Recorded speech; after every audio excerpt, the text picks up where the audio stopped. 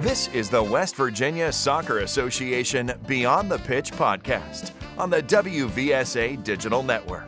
From the Sport Pens International Studios in Charleston, West Virginia, here's your host, Marcus Cole. Welcome to the podcast. We have another great show for you. Before we welcome our guests, I want to remind you to like, subscribe, and share our program. Now, this helps us get the word out to others and let them know that we're providing valuable information designed for soccer players, coaches, referees, and parents. Back with us is Stephanie May, our favorite registered dietitian and owner of SM Nutrition. Stephanie, welcome back to the program.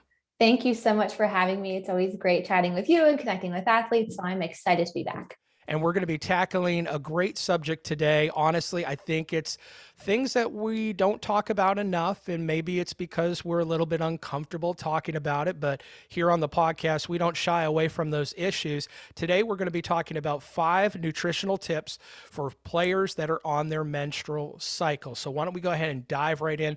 The first tip that you have for us is increasing iron-rich foods. Why is that? Yeah, so when we're on our menstrual cycle, we're losing a significant amount of iron.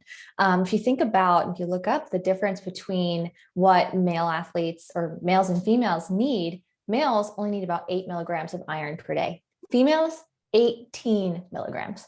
So you need 10 milligrams more because we lose a lot more in our, when we have our period, when we have our flow, we're losing, some research shows up to 1 milligram per day, which could be significant. And then you have some athletes who have heavier flows or longer menstrual cycles because we're all different in that kind of flow and daily count. But having iron-rich foods is really important because you want to make sure you replace it. As an athlete, iron's an important piece of carrying oxygen to your muscles. So as from a performance level, you really want to make sure you're replacing that iron. And so some great options would be things like red meat, dark leafy greens, legumes are all wonderful sources of iron. A little bit of a pro tip, if you pair iron with a source of vitamin C, whether that's broccoli, strawberries, red peppers, orange or orange juice squeezed on top of kale or something like that, that will help boost your iron absorption. So vitamin C and iron, very good friends. See, I didn't realize that until about a month ago when I went to my doctor and she wanted me to go on an iron supplement because my levels were a little bit low. And she said, make sure you're taking it with vitamin C because the absorption rate is so much better when you do that. I didn't realize that. Yeah, they're a great pair. Excellent. All right, next tip that we have is choose complex carbohydrates. Talk to us about that. Yeah. So a lot of times during our menstrual cycle, our energy is a little bit lower. We want to make sure we have sustained energy. We're not kind of spiking and dropping. And so complex carbohydrates do that. They help you with sustained energy because they have lots of fiber. And so that fiber gives your body nice, slow digestion, which means that as you eat those carbohydrates, your body's getting little drips of carbs and energy throughout the day. So some great options using whole grains. So thinking about brown rice, whole grain bread, whole wheat pasta, or even like a bean pasta that has some higher fibers, a really, really good option. But then you have things like fruits and vegetables that gives you some great fiber, but also quinoa, sweet potatoes. There's a really great variety of whole grains that can not only give you strong energy, but a good source of fiber to help with your gut and bloating during your menstrual cycle. Excellent. I really, I'm starting to develop a taste for quinoa as of late. I like having that option. That's awesome. It's a great source of protein too. Excellent tip so far. We're going to go on to the third tip for players that are on their menstrual cycle. Hydration is so important, right? Yeah, hydration is really key because you're not only losing iron, but your blood has a lot of fluid in it, right? So you're sweating more, you're training and you're sweating, and then you have your already high hydration needs, and now you're losing blood. So we want to make sure we're picking up that hydration a little bit during your menstrual cycle. It's not significant, but it's going to be a little bit more every day. But also thinking about if you want to carry those nutrients, that energy, that iron around your body and help your muscles repair and restore, your blood has to have enough fluid and hydration in it. So, making sure you're being consistent. Typically what I recommend for athletes is keeping a water bottle close by. Make sure you're sipping all day throughout the day. You don't have to chug. It's almost better not to chug. You want to do little sips to help you stay hydrated, but also think about a hydration game plan. With my clients, this is what we work on a lot. It's like, can we get, when you first wake up, Can you start sipping on your water? And then when you get to school, can you have a certain goal of, say, 10 or 12 or 15 or 20 sips per class? Or maybe every time your professor or your teacher changes the slide, you're taking a sip of water. Just something to give yourself a little bit of a game plan for the day to stay hydrated. Now, also, too, athletes should know that not only hydration can come from water or fluids, but it can also come from foods. Talk to us about that. Yeah, so foods are a great source of hydration. So when we think about fluids, a lot of times you think about water, just water, but you could do things like chocolate milk. It's also a great source of hydration. But fruits and veggies are packed with water. Think about watermelon or cucumbers or berries and peppers.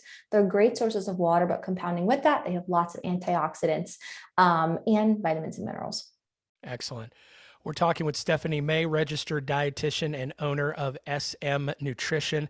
Fourth tip for players that are on their menstrual cycle, managing inflammation. And that's where those antioxidants come into play, right? Yeah, exactly right. So when we're talking about inflammation and really PMS symptoms in general, I mean, whether it's be bloating, cramping, discomfort, any of that, controlling some of the inflammation will absolutely help. So we want to rely on, whole grains, fruits and vegetables, looking for sources of omega-3s throughout the day when we're managing that inflammation. So really part one, focus on those fruits and veggies. Give yourself some really beautiful antioxidants and vitamins and minerals. And the darker, deeper the color, the better it is, right? So you think about cherries and berries and kale and spinach and peppers and all those beautiful rainbows of colors. That's what we want to incorporate into your diet. Doesn't have to be your entire plate. Definitely recommend maybe a quarter to a third of your plate, but making sure you're adding in some color throughout the day. Then you're also looking at the sources of omega-3s. So adding in fish to your diet, or if you're not a huge fish person, looking for an NSF approved fish oil, or adding in ground flaxseed or chia seeds or avocados and walnuts and nuts and seeds are all really good sources of omega-3s, which will help control inflammation, but they also support your muscle recovery. I do the ground flaxseed in my yogurt. Yeah, I love And I that. really don't mind. It's actually kind of made the yogurt a little bit better, I think, in my opinion. Yeah. Oh, that's awesome. And the last tip that we have, and this is probably the reason why you are our favorite registered dietitian, because you keep it real, you're being honest, you're not the don't do this, don't do that type of thing, is honor cravings. Talk to us about that. Yes, sir. So this is important. I think, especially the week before your menstrual cycle and the week of, you will have a little bit more cravings, right? You're going to want sugar. You're going to want maybe the salty or the savory, whatever your craving is. A lot of times athletes will say, oh, I have my menstrual cycle, I'm on my period, I'm just going to eat it. I think, yes, you can have it, but just keep in mind of those portions and what you're eating and how often you're eating those things, because we want to control inflammation. We want to make sure that we're giving your body the best nutrients possible. So honor your cravings, have a solid portion, really enjoy it, be mindful when you're eating it. Don't just kind of inhale it over the kitchen counter or, watch Netflix and eat it without really thinking. Give yourself a moment, sit down, enjoy whatever that craving is, and then afterwards, get right back to that fueling plan and really focus on energizing your body, controlling inflammation, and helping your body get through this week so that you can hit the ground running the following week. Excellent. So many great tips, and it's important if you want to maximize your performance out there during this time. Some great tips out there. Stephanie, if somebody wants to follow you on social media, obviously a great follow, especially on TikTok. Go ahead and tell us where they can find you. Sure. Yeah. So I am posting a lot during the week on Instagram at fueling.highschool.athletes. You can also find me on TikTok at fueling.hs.athletes. Excellent. And before we let you go, talk to us quickly about your Competitive Athlete Nutrition Academy, which we gave away a free 3-month membership just a couple of weeks ago and had a lot of people that entered to want to win that. So talk to us about that and what the program is and what people can expect. Yeah, the academy was really designed around supporting high school and collegiate athletes through their nutrition plan. I want them to be able to be confident in choosing foods around their training, their menstrual cycle, different challenges they have going on. That is what the academy was designed for. So within the academy, it's an online platform where they have lots of videos and resources at their fingertips. So the academy is designed around my 4 Fuel method, which is the method that I use to coach my one-on-one clients through creating the their own fueling plan. So we're looking at fuel, we're looking at finessing that fuel and the timing, we're looking at fluids. And then lastly, I think most importantly, we're adding that fun flair in, right? So we want to make sure that that fueling plan is uniquely theirs. So there are 30 plus videos at these athletes' fingertips where you can really learn and grow and develop your own fueling plan. But on top of that, we come together once a month as a team and we do a team coaching call where you can ask me questions, you can learn from other athletes. It's really a great opportunity to take a big step forward in your fueling plan and have a lot of your questions answered. And where can they go to find out more information about the Academy? Sure. So they can check out my website at www.smnutritionrd.com. Excellent. We'll make sure to tag everybody. We'll tag that website in all of our posts and stuff like that so folks can go check it out and be a part of the Competitive Athlete Nutrition Academy. Stephanie May, thank you so much for coming back onto the program today and talking to us about this subject. We appreciate it. Absolutely. Thanks for having me. I think it's a wonderful topic and everyone should talk more about it. Absolutely. And thank you for listening to the show. Remember, make sure you like, subscribe, and share our program, and we'll see you next time. Thank you for listening to the West Virginia Soccer Association Beyond the Pitch podcast. You can catch a brand new episode every Thursday morning here on the WVSA Digital Network, or find us on our social media platforms at WV Soccer.